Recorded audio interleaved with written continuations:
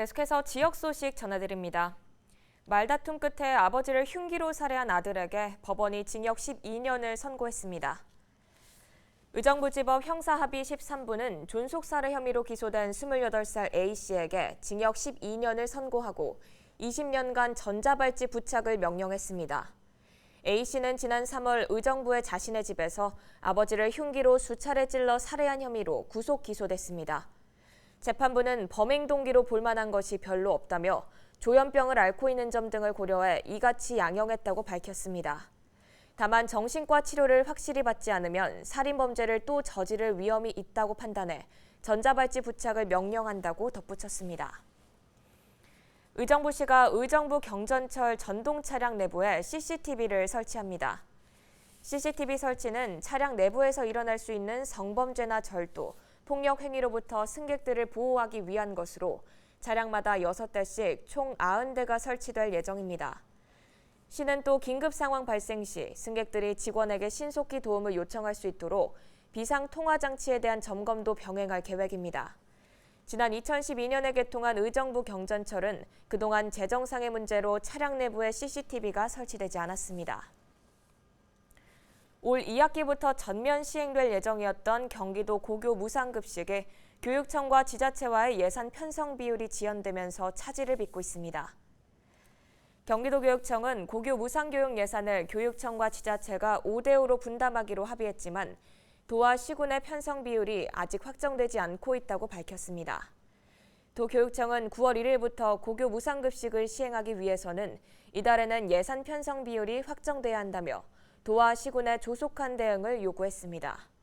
경기도 내 고교 급식을 위해서는 1,400억 원의 예산이 소요되며 도교육청은 702억 원, 경기도는 211억 원을 편성해둔 상태입니다. 위기에 처한 골목 상권을 살리기 위한 희망상권 사업에 경기도 포천 일동상권과 오산 문화의 거리가 선정됐습니다. 4개 시군이 참여한 팽팽한 오디션 현장에 김태 기자가 다녀왔습니다. 군부대가 이전하면서 상권이 침체된 포천시 화동로. 빈 점포를 활용한 청년 창업 지원과 추억의 병영 체험 등 지역의 특색에 맞는 상권 살리기 방안을 발표합니다. 지역 주민과 함께 상생하고 화합하고 참여해서 꽃보다 아름다운 거리를 조성하고 그걸 통해서 상권을 재생해서 소상공인과 주민, 관광객이 행복한 그런 마을을 만들고자 화동로 문화의 거리 사업을 신청하게 됐습니다.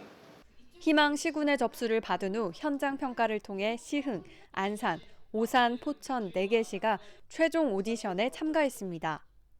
평가단의 날카로운 질문이 이어지고 곧이어 청중 평가단의 점수가 공개됩니다. 전문가 점수 60%와 청중 평가단의 점수 40%를 더해 심사한 결과 포천 일동상권과 오산 문화의 거리가 경기도 희망상권 사업에 선정됐습니다. 이번에 이제 평가 기준은 상권에 지원하는 게 얼마나 시급했는지, 그다음에 이제 사업 계획이 얼마나 적정한지 이런 기준으로 평가를 했습니다. 각 상권은 최대 10억 원씩 지원받을 수 있습니다. 저희 포천시 일동면은 군사도시로서 테마가 없는 그런 도시였습니다. 일동면에 랜드마크를 하나 개발을 하여서 많은 관광객들이 저희 일동면으로 찾아올 수 있는 그런 문화의 거리를 만들려고 지금 계획을 하고 있습니다. 오산 문화의 거리는 청소년과 20대 초 고객 비율이 높은 점을 감안해 뷰티 특화 거리를 조성하기로 했습니다.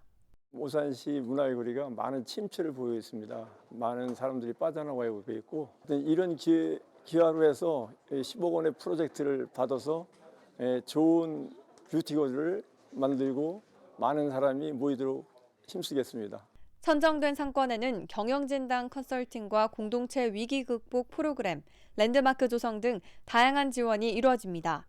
그 전문가들이 그 상권에 대해서 구체적으로 진단을 하게 됩니다. 진단을 하고 그 진단 결과에 따라 가지고 휴머웨어, 소프트웨어, 하드웨어에 대해서 어떤 식으로 지원을 해가지고 그 상권을 활성화할 수 있는지 또 그리고 이거는 단년 사업이지만은 앞으로도 또 지속적으로 발전하기 위해서는 어떤 방안이 필요한지에 대해서 구체적인 방안을 수립하고 지원할 계획으로 있습니다. 경기도는 올해 2개 상권을 시작으로 오는 2022년까지 총 80억 원을 투입해 총 8개의 희망 상권을 지원할 계획입니다. 경기지TV 김태희입니다.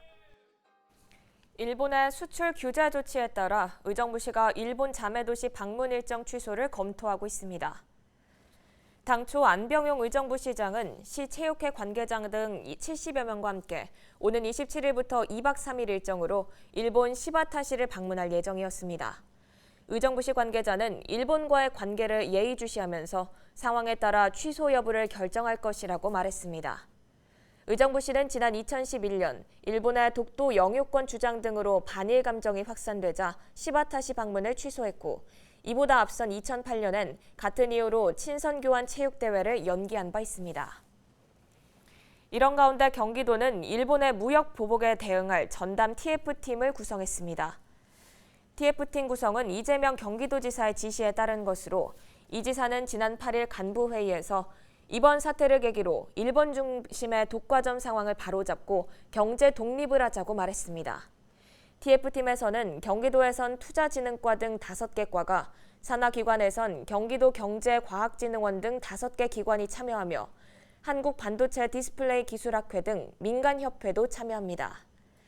경제과학진흥원은 수출규제 피해신고센터 운영을 맡고 경기연구원은 반도체 수출규제 관련 동향 분석, 경기테크노파크는 부품 국산화 기술 지원 등을 담당합니다.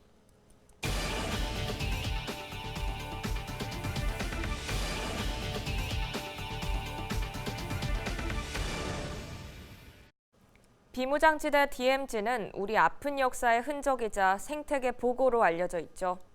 이 DMZ를 유네스코 세계유산으로 남북 공동이 등재하기 위한 노력이 시작됐습니다. 경기도와 강원도, 문화재청은 업무 협약을 맺고 DMZ를 평화와 화해의 공간으로 재탄생시키기 위한 절차를 함께 밟기로 했습니다. 한선지 기자의 보도입니다. 남북 분단의 상징인 비무장지대 DMZ.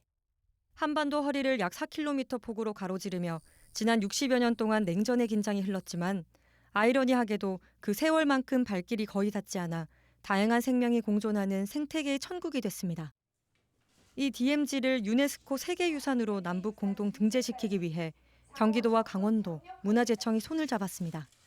이번 협약으로 세 기관은 남북 협의와 동시에 등재를 위한 체계적인 준비에 돌입합니다. 세계인들이 함께 찾으면서 평화와 인권을 생각하는 장으로 이 DMZ가 기록될 수 있도록 또 유산으로 영원히 존재할 수 있도록 함께 노력해가면 좋겠습니다. 경기도와 강원도는 DMZ 실태조사와 학술연구, 등재 신청서 작성 등의 역할을, 문화재청은 대북협의를 포함한 남북공동 실무협의체를 구성하게 됩니다. 아울러 남북문화유산 정책 포럼을 공동 개최하고 국방부 등 관련 기관과의 협의도 진행할 예정입니다.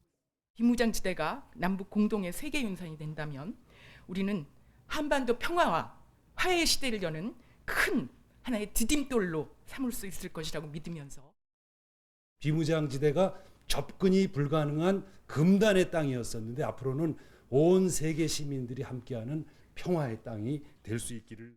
남북미 정상회담 등 최근 DMZ가 상징적인 장소로 활용되면서 세계적으로 그 의미가 부각되는 상황. DMZ 세계유산 등재를 계기로 전쟁의 흔적을 평화와 화해의 공간으로 변화시킬 계획입니다.